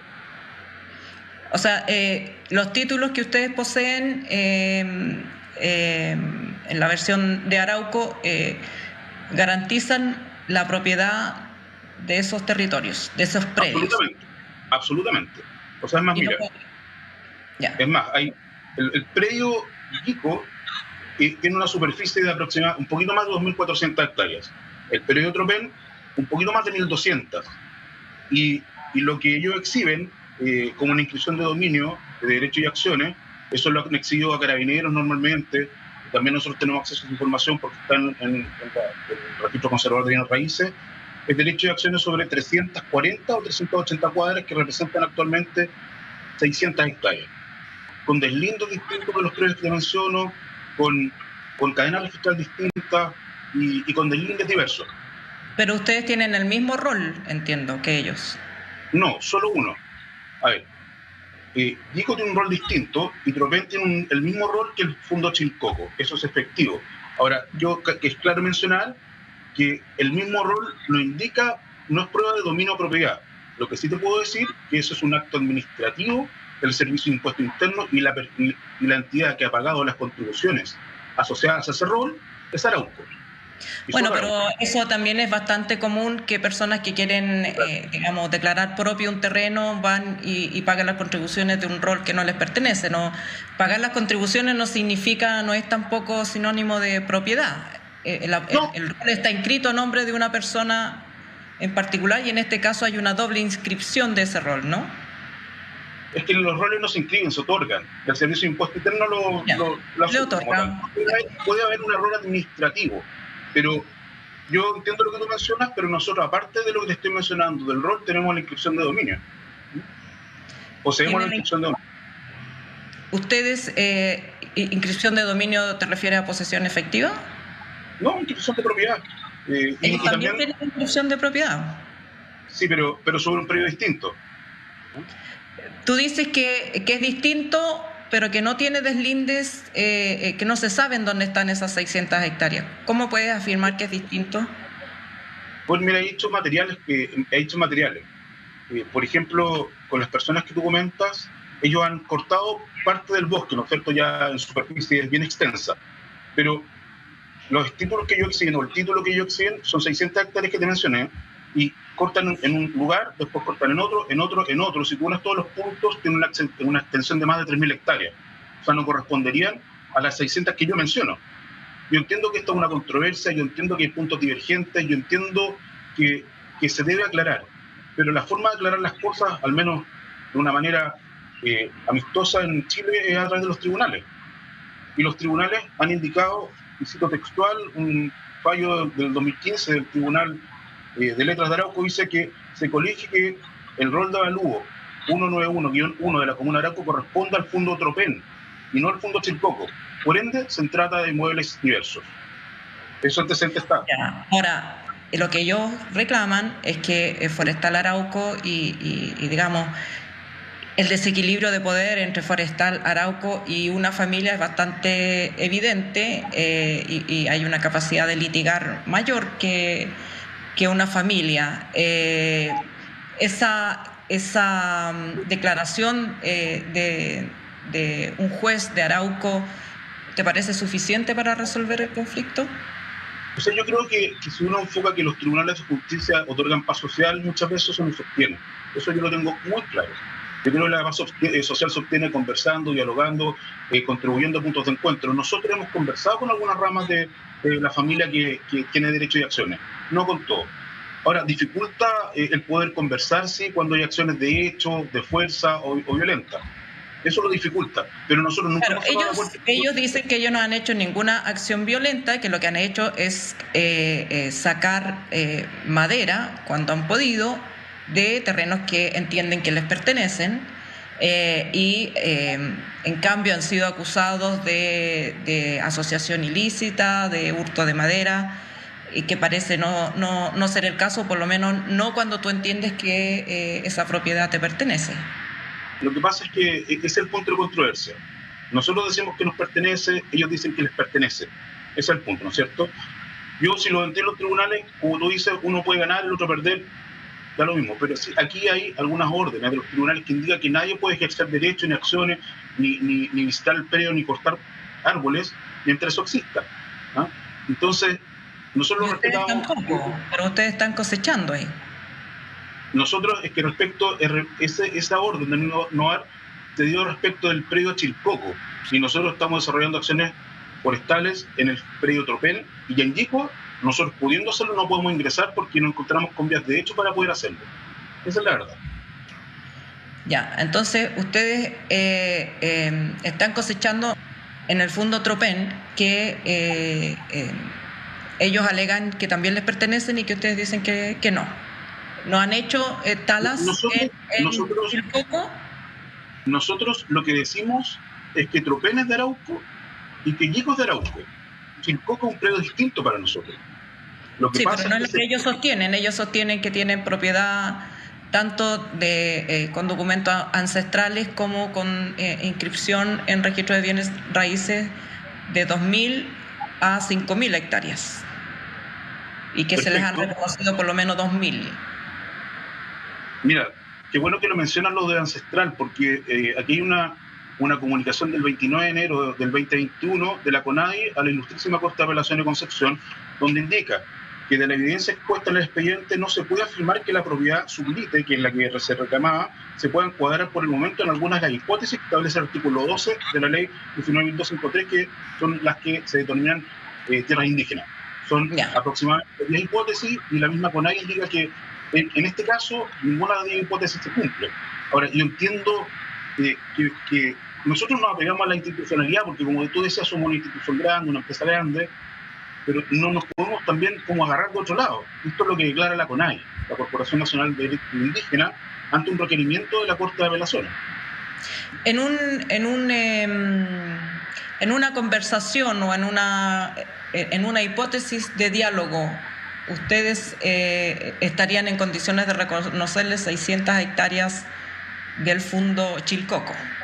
En la medida que puedan delimitar precisamente dónde están. ¿Ah?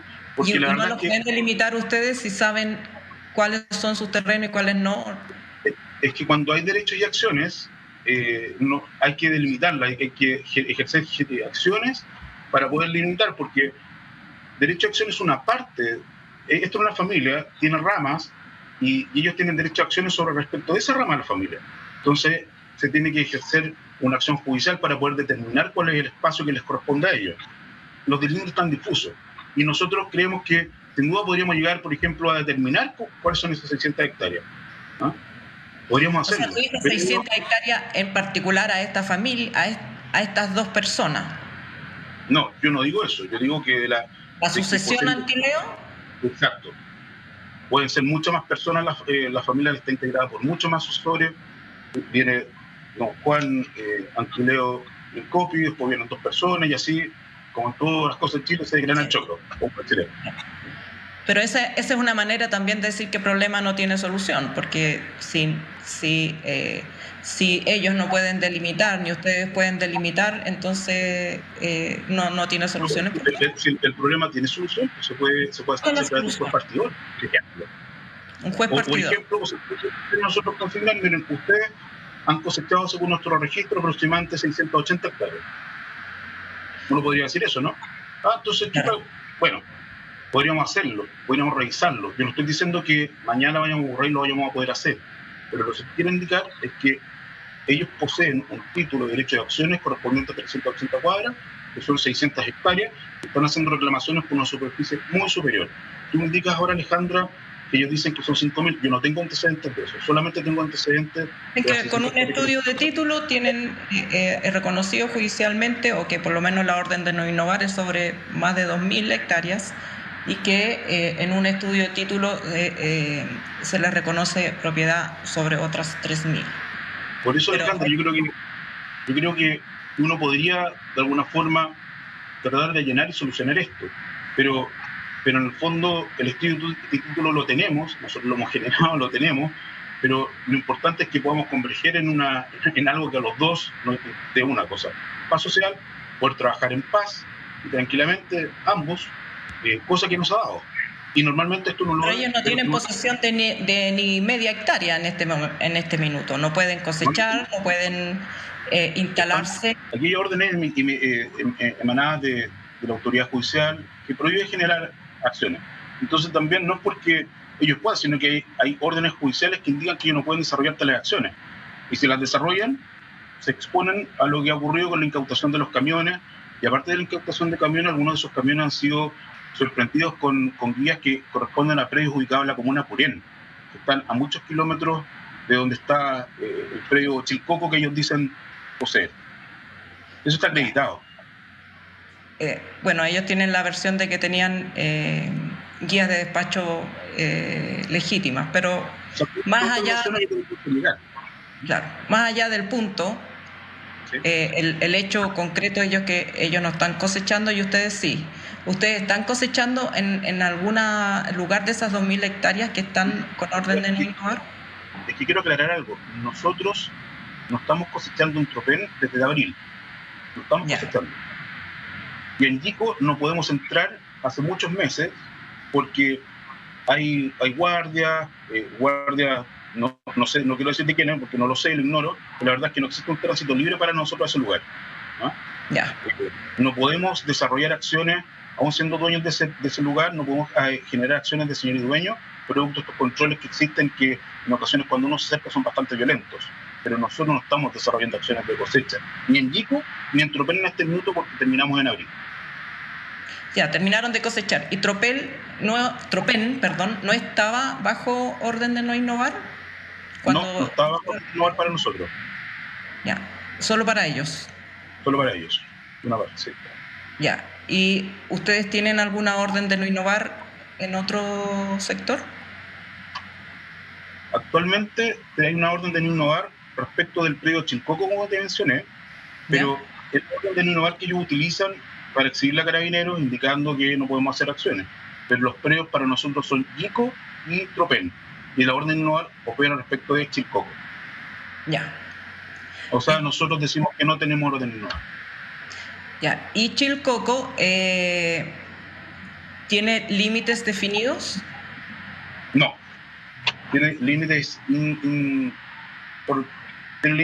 indefinidos. O sea, como son derechos y acciones, faltan por definir.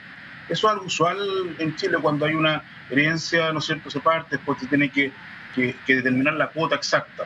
Pero la verdad es que no existen... Sí, no, mi pregunta es, ¿cómo sabe Arauco que está en Tropén cuando está cosechando y que no está en Chilcoco, si no hay límites definidos? No, porque en el fondo, ¿cómo te lo explico, Alejandra? A ver, nosotros tenemos los límites claramente definidos para el fondo Tropén y para el fondo Ico. La situación es como, voy a tratar de ejemplificar muy cortamente, es como si yo tengo una casa en Concepción, yo vivo en Concepción, y voy a Tropén y digo, ¿saben qué? Aquí hay una herencia yacente, esto es una cuota, mírenlo. Entonces yo como estando en Arauco no me puedo hacer cargo de que un tercero venga y diga, bueno, pruébenlo. Es lo que uno hace en los tribunales de justicia. Nosotros tenemos la certeza de que Tropén tiene límites definidos y también Ico, y es por eso que ejercemos acciones. Y en algunos de ellos no podemos porque hay gente que no lo permite hacer. Ya. Muchas gracias. Te agradezco la posibilidad. Ahí estaba la entrevista de Alejandra Matus con la respuesta de Forestal Arauco para este caso puntual. Matías, me gustaría tu comentario respecto a lo que se plantea respecto a esta cadena registral, ¿no? Porque es parte de lo que está en la conversación. Martín Correa. Yo creo que en lo que se plantean varias cosas que son importantes. Primero, el tema de la historia de la propiedad. La historia de la propiedad generalmente de las empresas forestales, de los dueños actuales, se remite a 3 títulos para atrás y ahí, estando eso limpio, está bien y de acuerdo, puede ser legal. En cambio, la historia de registrar, la historia de los títulos de las familias mapuches va mucho más atrás. Empiezan cuando se origina la propiedad. No es un dato menor que, por ejemplo, que el dominio que alega la familia mapuche hable de cuadras. O sea, estamos hablando de un título antiguo. Entonces hay que entrar ahí a delimitar. Y generalmente cuando esto entra en contradicción, lo que hacen los tribunales es reconocer la validez de los títulos válidamente inscritos y con certificado de dominio vigente, que es también lo que está en juego. Y el otro elemento que es fundamental, y insisto, hay que ir al origen de la propiedad, necesariamente, a cómo se forman los predios. Y el otro elemento que es fundamental, que aquí se planteó como argumento por parte del representante de la empresa forestal, es que hay un certificado de la CONADI que señala que las tierras no son indígenas. Y esto tiene que ver también con su respaldo, no sé, institucional y hasta constitucional. La ley indígena establece que las tierras indígenas son aquellas que provienen de los títulos de merced, o de los títulos de comisario, o de los títulos que son en otra zona. Pero aquí de los títulos de merced, y aquellos títulos de merced que se encuentran inscritos. Aquí estamos hablando de una situación distinta. Ahí estamos hablando de una herencia, de una asociación familiar, etcétera, que claro, no forma parte de lo que la ley indígena establece como tierra indígena. Entonces, pero de ahí a decir que no son tierras indígenas, hay un salto grande. Ya, tú dices aquí, la respuesta siempre pasa en estas tierras por su origen, por el origen de la propiedad, y eso va más atrás entonces, que, claro, por ejemplo, de la universidad, si de la compra de la Universidad de Concepción. Si lo ponemos en comparación con cuando se exhiben los terrenos, los títulos de merced, es cuando no hay inscripción o no hay esto que se llama la ley chilena, el conservador, el notario, impuesto interno. Entonces ahí normalmente la familia invocan, la CONADI les reconoce que es tierra chilena, tierra indígena. En este caso se trata de propiedad que está debidamente inscrita en la ley chilena con el certificado de dominio vigente, que aquí lo tengo, digamos que está la misma notaría que les niega una cosa, o sea, el mismo conservador que por un lado les dice que no pueden inscribir la propiedad porque es de Forestal Arauco, por otro lado les reconoce que tienen dominio vigente. Y si uno tiene una propiedad, supongo que tú tienes una casa y la tienes inscrita a tu nombre y viene alguien y te dice, no, esta es mía, la compré ayer, y tú dices, yo no te la he vendido, demuéstrame que es tuya, lo que corresponde es que vale el título más antiguo. Que el tuyo es más antiguo, el más nuevo se supone que no corresponde, que es el ilegítimo. Pero en este caso, las autoridades locales le dicen a esta familia que tiene los títulos más antiguos, que tiene registro de nunca haber vendido, cedido ni nada, le reconoce Forestal Arauco la propiedad porque aunque la hayan inscrito después y aunque se les haya dado a ellos un rol de impuestos internos después. Y ese es el problema que no se resuelve y que la justicia tampoco ha resuelto hasta este momento.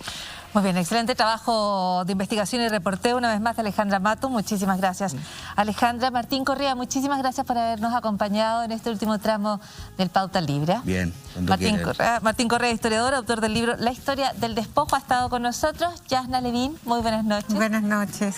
Soy Paula Molina y me despido hasta una nueva edición de Pauta Libre.